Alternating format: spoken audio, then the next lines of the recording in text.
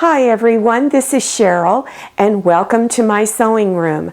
I'm going to demonstrate how to make this really easy placemat. It's a very quick project. It won't take you hardly any time at all to make these up. Now I purposely chose this fabric for a big 4th of July bash that we always have at our house for family. So I've added a pocket to it because when you sit outside, sometimes your napkin and all the other little things that go along with your plate have a tendency to blow in the wind. So this will hold your silverware or plasticware in my case and a napkin. So let's get started. You'll need the following supplies. You're going to need 2 different fabrics, or they can be the same, for the front and back that are 13.5 by 18.5. You'll also need 1 piece of cotton batting, also 13.5 by 18.5. You'll need another piece of fabric that is 5.5 by 6.5, and then another one that is 5.5 by 4.5. Place your 5.5 by 4.5 piece on top of the 5.5 by 6.5 inch piece and line it up on the 5.5 inch wide area edge here. Then stitch 1/4 inch. Then go to your ironing board and press. Then unfold and press on top. And you're going to push this seam here towards this strip. Fold it in half and line it up against this edge here. Place pins around just 3 sides. After pinning, you're going to be stitching a 1/4 inch seam from here around, and then from over here around. You need to leave a small opening there. On the end where the opening is, go ahead and trim some of the fabric off the corners.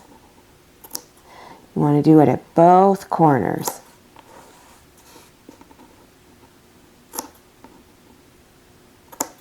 Reach inside the opening and begin turning it front side out.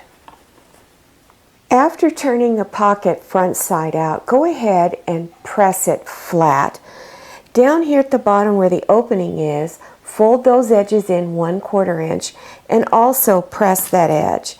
Then you're going to place the pocket in the lower right hand corner of the placemat, and you're going to put it about 1.25 inches from the edge on this side as well as down here. After you have it all pinned on, then go ahead and back stitch here, because this is a stress area. Go down, across, and back up, and then back stitch here. And stitch fairly close to the edge, especially along this bottom part where you want to get this opening stitched closed. Now you're going to layer your fabrics. Place the cotton batting down first. Then one of your other fabrics front side up. Then place your other fabric front side down. And then go ahead and pin all the way around all 4 sides.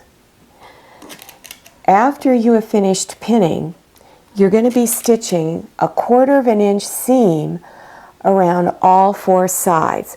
But you're going to leave an opening right in here, large enough so you can turn it front side out. So start stitching here, stitch down to this corner, stitch back up to this side, across over, back down, and then stop right here. Do a few back stitches at the starting and ending points. Now trim some of the fabric off of all 4 corners. This will make your corners lay much flatter when you turn it front side out. So just make sure you do all 4 corners. Then afterwards, go ahead, reach inside this opening and begin turning it front side out. After turning it front side out, Smooth out the placemat. Then fold your opening edges in 1/4 inch inside and pin it closed.